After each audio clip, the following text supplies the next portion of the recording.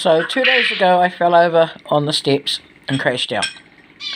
Went and lay down and thought, oh yeah, I'll pass off. Because, as you all know, I have bad accidents and falls because of this horrible health condition. Got up at about 9 p.m. after I'd fallen around 5 and was in excruciating pain and it wouldn't stop.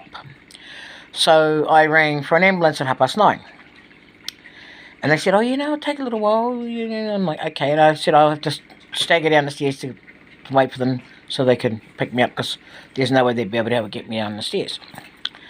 And I waited and I waited and I waited. An hour later I rang and they're like, oh, we've got one that's coming to you from Te Atatu. And I'm like, okay. They said it shouldn't be too long. And then I rang them again because I blacked out twice, which is why I rang them back again. And they said, oh, no, we've got another one coming for you now, and it's coming from Henderson. And I'm like, okay. And I again gave them directions after talking with a total of basically 4 operators and giving them directions of how to find my house because my house is so hard to find. And what do? Ignore the directions, go the wrong way. So by 11 o'clock, I'd seen them go the wrong way, and they hadn't turned up, and it's now 11:15.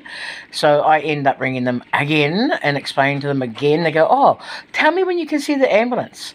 And I'm like, I saw it go down the wrong way, it didn't go the right directions, and odds are it's at the main house.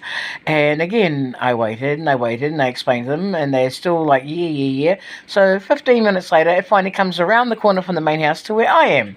And they get me in the ambulance, and it takes quite a bit to get me in because of the damage I've done to my back and my shoulder and everything else.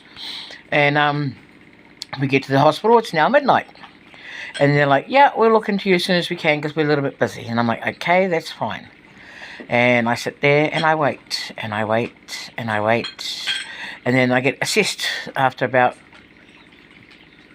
20 minutes.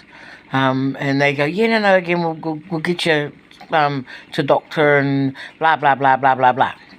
Doctor eventually comes to see me about 2 o'clock in the morning. And they send me off to x-ray at 3 o'clock in the morning. Well, I'm still all in pain, suffering and agony because they've got no spray to relieve me. They've got no anything to do. They're not doing anything other than sending me to x-ray. And because I can barely walk or anything else. Have the x-ray done. They get the x-ray back by 4 o'clock. I'm still sitting there at 8 o'clock in the morning, still waiting to find out what they're going to do. And at 8 o'clock, doctor comes in and he says about what's what and where's where. And I said, can you get someone to strap me up and numb me? He goes, I'll see what I can do. By 11 a.m., they could do absolutely fucking nothing. They couldn't strap me up. They couldn't numb me up because they don't have the equipment and they don't have the people. And so I was sent home in a taxi in more pain than what I was when I went in the ambulance 11 hours earlier. And it makes you wonder about how they keep telling me they're looking after me and taking care of me. How is that looking after me and taking care of me? Their social worker, I explained to her what was going on. And she goes, oh, I'll help you. I'll write a letter.